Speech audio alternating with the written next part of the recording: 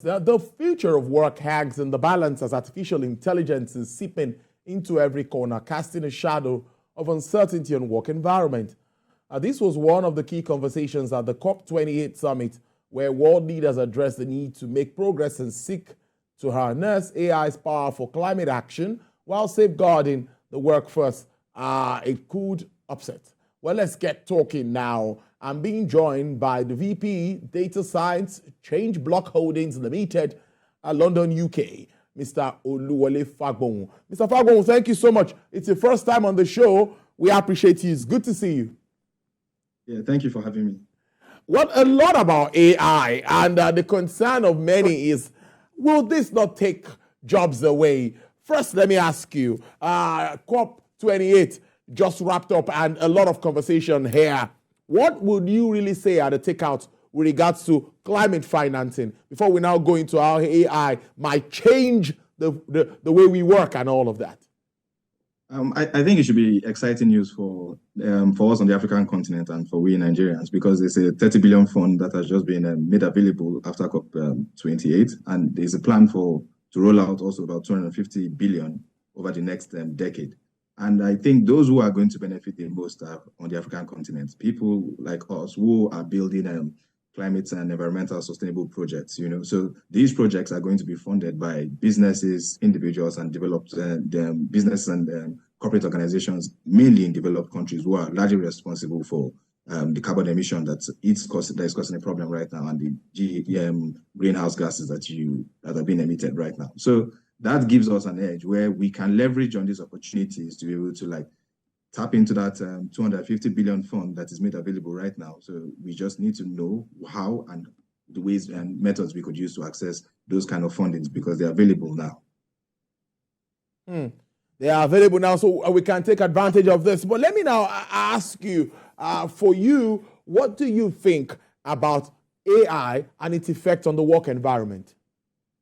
Yeah, I think with every epoch of a man, there's always going to be a change, and AI has come, and there's definitely going to be a change in the way we work, whether we like it or not. It's just inevitable.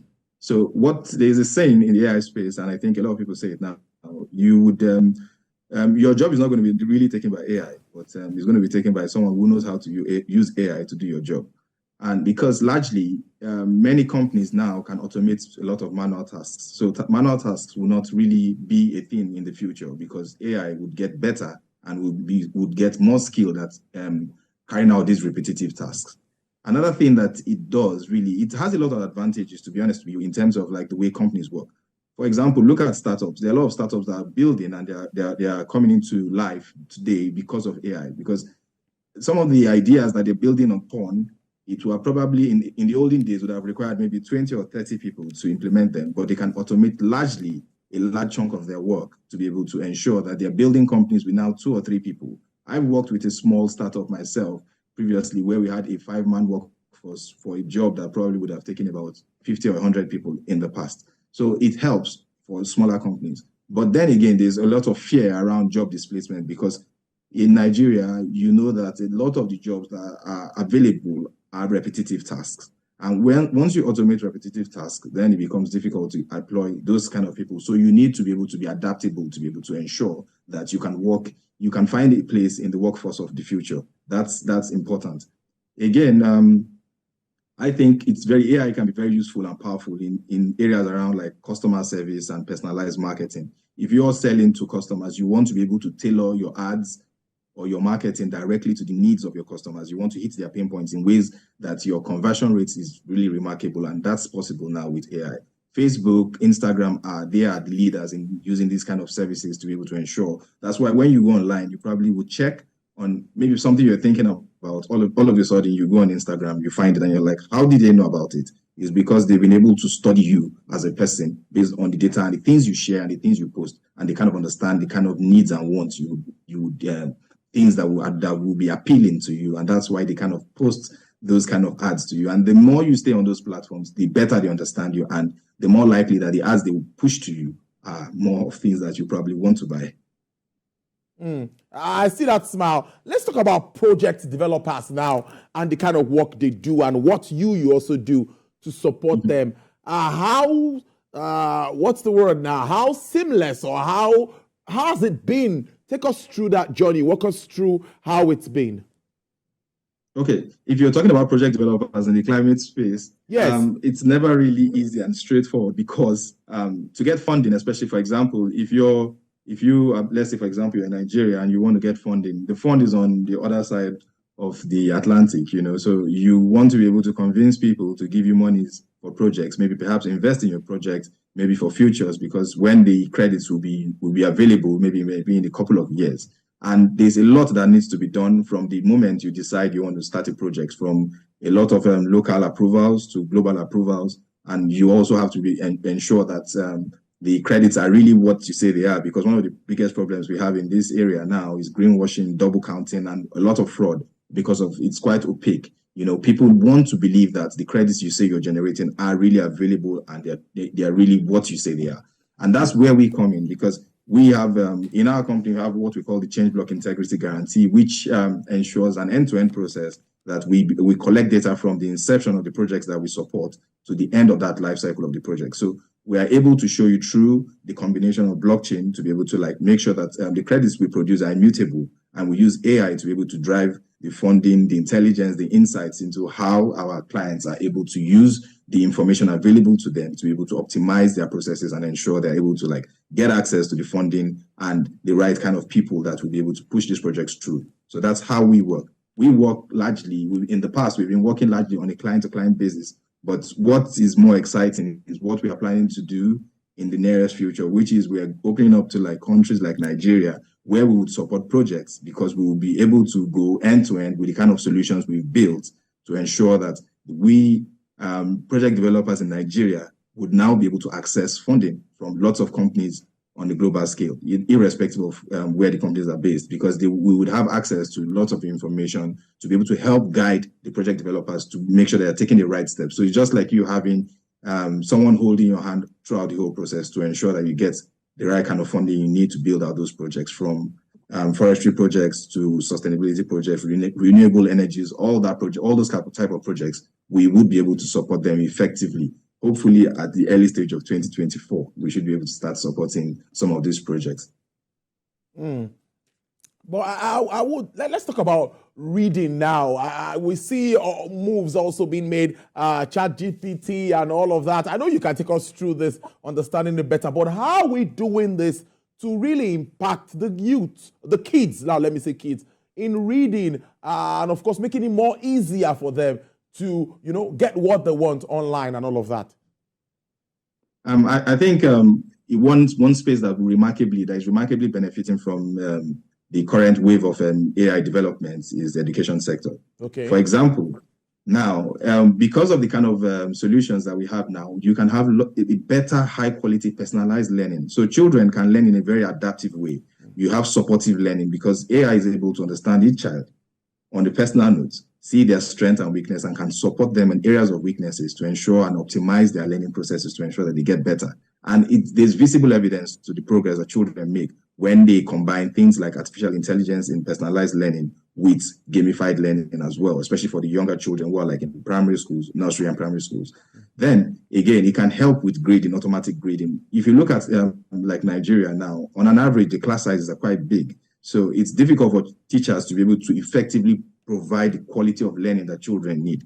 This is the kind of areas where AI can really support, because it can take away most of the administrative tasks that teachers have to do, and they can now focus on more of their energies on providing children the kind of support that they need. Also, it can help them to grade. It can help teachers to be able to generate kind of test questions, practice questions. It can help children to be able to learn better because it's able to look at their weaknesses within their learning process. Again, it can help for training of teachers as well. You could use AI to be able to look at how our teachers how are they performing in terms of the way they teach children, because we kind of look at it from one perspective where we're looking at children alone. How are they learning? But what about the teachers? Are they really doing their best to be able to ensure that children are learning in the best way? AI is able to synthesize the kind of the information they pass across to children and see what areas can teachers improve upon. Another unique thing that AI helps with now is the fact that you can early enough identify children who require special needs, because from it understanding the child and working closely with the child, either through apps or through online learning platforms, you're able to understand that children, they vary in the way they learn as well. So you are able to understand children and cater for those children who have like special needs. You can have multiple ways of presenting learning materials, from audio, visual, text, and these kind of solutions are able to help these different classes of children and learners as a whole, because some people learn more visually, others learn by audio and all that. Now, again, there's another thing that we're able to do when we have AI, is that we're able to understand at a local and a global level the kind of data. When we take the data, the government, stakeholders, educational stakeholders are able to understand where exactly do we fall. Are the children learning as they should on a national level? They can break it down granularly to each of the states, and they can now see how can we support these states. Unfortunately, the Nigerian curriculum is not that responsive, and the data collection process is really not too good. Last week I was speaking in a session at the Ahmad Bello University, and even researchers told me about the difficulty in collecting data. So that tells you there's a big problem, because AI and artificial intelligence as a whole is driven by data. It sits upon data. And without data, you can't really get the best out of the system. So we must have like a data strategy in Nigeria to be able to use and benefit from this current revolution that's taking place globally. And that's how we can use it in education. So there's a lot of benefits in the educational space, but we must have the data to also be able to drive the kind of solutions we want to be able to like implement. But in all of this, many will tell you that there are still challenges. And in a country like Nigeria, where infrastructure is an issue, power supply and all of that, so many would raise that. So what do you think, and what are the challenges, and how do you think we can address them? Yes, I think those fundamental issues are still there. I remember in about, I think that was 2019, I had a startup in Nigeria that was to provide educational solutions as well. And now, some of those issues, we are aware of them, and that's the power of local innovation. Because if we just take global innovations or innovations from other countries and we bring them to our country, they do not work, because the dynamics are very different. And that's one of the things we need to understand. The good part of it is the kind of solutions we can build and that we should be looking at are solutions that can cater and provide and democratize education. Because you find out that the internet connectivity is a big issue across Nigeria still. You still find out that electricity is a big problem. So hence, it's hard. You find out that there's not, you have good quality education for the elite, but you do not have that for the general populace. And that's a problem in itself. But with the power of the kind of technologies that we have available now, you can build devices that are usable even in rural areas without power supply. So far, those devices can stay for quite a long time, and they have all the learning contents embedded in them. They can do automatic grading. They can provide insights. You have educational chatbots embedded in them and all that. So they can actually give children the kind of learning contents that they require. So it would help to democratize AI if we really and truly look at these kind of solutions to be able to provide the general populace, because there is no way any country would develop without good quality education. And that's why we find ourselves in this situation we find ourselves. So as much as there are challenges across other sectors, we must look inwards. And that's the power of local innovation. I'm always a big proponent of local innovations, because local innovators are the ones who can look from inwards to provide solutions and use cutting-edge technologies to be able to solve those local problems they find themselves in. So those problems you've outlined, they are real, they exist, but they are solutions. And we can combine that with the current AI wave to be able to solve all those problems. So they're solvable, 100%, I can tell you. What's the outlook for you for AI and its opportunities, considering the adoption worldwide, globally? Well, I think there's a lot of promise and there's a lot of dangers as well. So in terms of promise, I think it's going to create a lot of movements. And for countries like Nigeria, if we can, and I see that the Minister of Digital Economy is doing some stuff around improving, developing an AI strategy, which is really good. And if we can really optimize it and make it workable and practical to sit well with the Nigerian society in itself, we might be able to achieve that. And it might scale up and accelerate our development, because that's exactly what AI is doing. AI can allow us to be able to catch up what other countries have taken maybe 50 years to achieve. We can achieve it within maybe 1 to 5 years. And that's the possibility that exists. We just need to take it, and we need to be aware of it. And that's why public awareness is important, education is important, a robust government strategy is important. Without that, it's very difficult to achieve many of these things. But then, the opportunities that lie in AI, you find out now, everyone is, in fact, in the Western world, like the UK right now, it's the next best thing you can hear about. So everyone is trying to invest in AI because it's solving lots of problems across every single sector. Whether you're in customer service, whether you're in defense, whether you're in the health sector, AI is solving all sorts of problems that you can imagine, problems that no one would even imagine were existing before. AI can solve those problems now. You can see that even in the climate space, we can use AI now to begin to help project developers in Nigeria.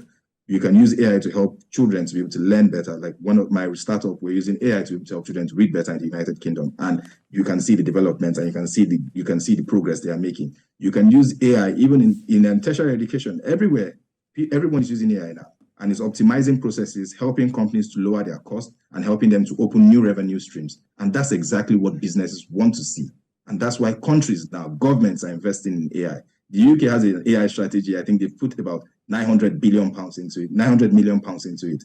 And the economy is about 18 billion, and they're looking at it's going to scale up. I think it's going to scale up astronomically within the next 10 years, I think 5 to 10 years. So these are things that are real, and they are looking at how to continuously optimize and improve it, and as well ensure that they put some guardrails around ensuring that it's as well safe for all of us to use AI in a very responsible way, because I'm one of the people who also advocate for responsible use of AI.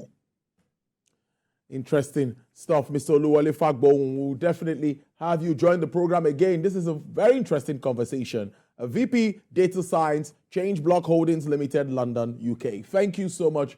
Enjoy the rest of your day. Thank you very much for having me.